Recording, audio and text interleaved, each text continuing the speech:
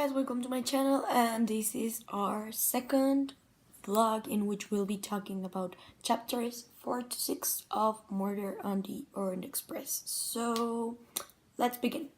So first of all, for chapter 4 we start with Hercule changing of suite because, okay, just to be clear, the night before when he was arranged with Mr. Harris, it was in a second class compartment with when he shared a room with McQueen because his assistant was wretched, so he doesn't get to travel in first class.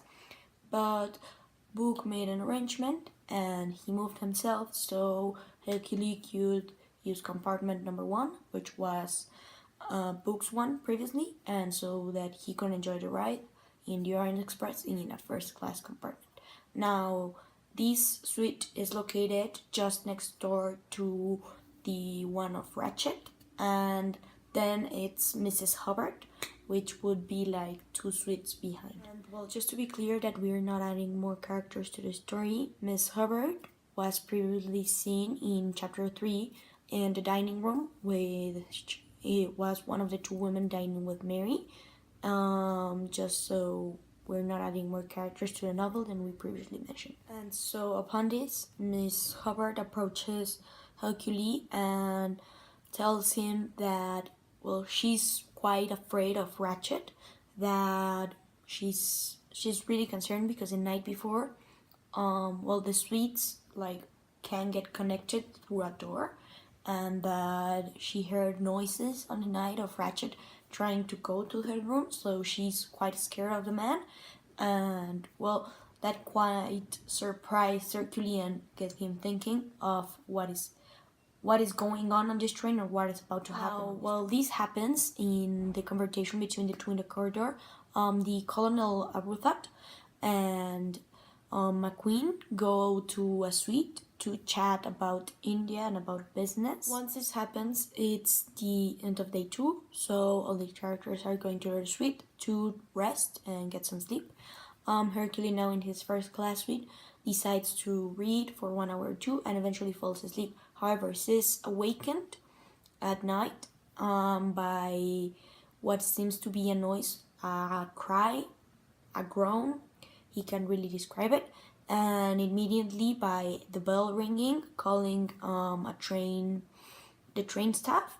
Once the bell rings, Hercule suddenly realizes that the train has stopped, but he just assumes that this is one stop of the train, so he's not really worried about it. And well, what happens next is that the wagon-lit conductor goes and knocks to Ratchet's door. That's where the groan sound came from. And well, he knocks on the door and he gets a response in French, which said that, well, everything's okay, everything's fine. And so the conductor left, quite happy with the answer, not worried at all. And while after seeing all these, just to get a little idea of what time was it, the detective checks his watch and it says it's 20 minutes till 1 o'clock, so it's about 40 a.m. Well, with the train still not moving, Hercule couldn't sleep, so while laying up in his bed, he hears some slippers going out in the hallway, and there's a bell ringing in a room over and over until the conductor responds to it, to which apparently is Mrs. Hubbard, which she claims that there was a man in her compartment.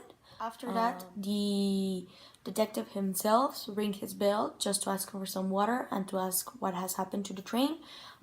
He's informed that the train has run through a bank of snow and that they will stuck a few days before they can clear the path so they can reach their destination. After this, and ready to sleep, as he was a neighbor to Ratchet in his compartment, he heard quite a big sound, like a thud, so he was quite amazed by it. So he opens his door and looks in the hallway, to which he only sees a scarlet kimono and, well, one of the conductors sitting on a chair making notes apparently, and he doesn't appear to hear something else, so he just falls asleep. At 9:45 a.m. they have breakfast. All passengers are anxious, nervous because they might lose connections.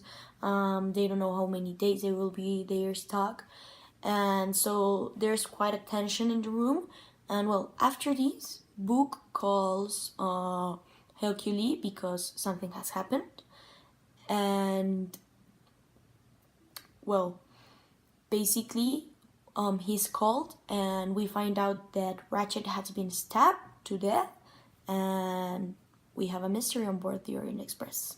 And so, well, that's a wrap for chapter 4. And now moving on to chapter 5. And so, once this happens, immediately Hercule calls the doctor on board, Dr. Constantine, which determines that the death occurred between midnight to 2 a.m. Suicide was ruled out as the cause of the death because Ratchet was stabbed 15 times. And so the window in his room was left open, and Book says that it's possibly left that way to deceive who the killer is, and to, in a way, give the idea that he escaped. However, there was no wind that day, so if he would have left the train, there would be tracks in the snow. The room was locked inside, so it's apparent that the killer is on board on the Orient Express, and so Book at his good friend Hercule Poirot to take on the case of the murder on the Orient Express. And that's a wrap, guys, for chapter 5. And so now moving on to chapter 6. Upon accepting to take on the case, Hercule gathers all the tickets and passports of all passengers in the first class cabins and proceeds to do an interview to each of the passengers. The first interviewee is McQueen, Hector McQueen. He was employed by Ratchet, and well, he says that he's not surprised of his death because he said that he had a lot of enemies, that they disliked him a lot. He has been working with Ratchet for over a year, and they've been traveling all over the world, and that, well, mainly his job as secretary has been helpful because Ratchet didn't speak many languages, and while traveling, McQueen helped him to communicate and to make business.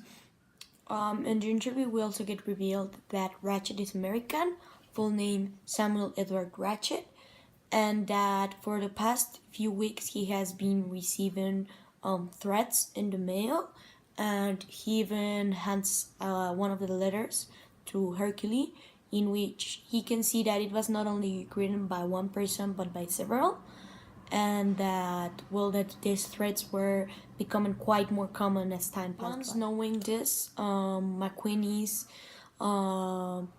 free from the interview. He's released. He also mentions that he thinks that Ratchet is not his real name. Neither are the two. He thinks that it's an alias and that he's trying to escape from something and that he did before. And so that's a wrap, guys, for chapter 6. And well, now how do we feel about these chapters? Well, personally, I really like these 3 chapters, especially chapter 5, because this is like the starting point of all the mystery in the novel.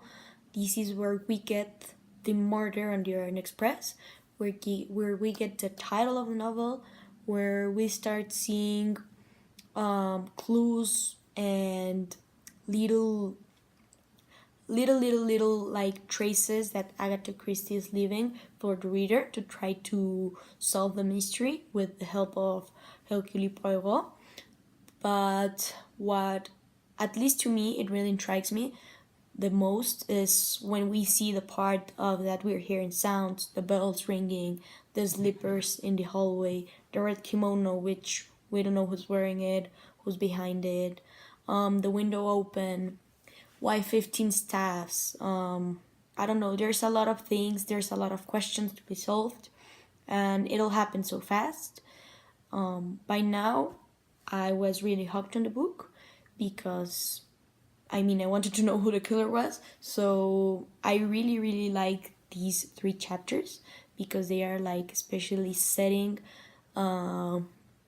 setting the plot of the story, and they are in a way building such a suspense and mystery for the reader that for me in particular it's quite interesting to read. And yeah, well, so that's it for this entry. This is entry 2 of chapters 4 to 6 of Murder on the Orient Express, and stay tuned for the next one. See you.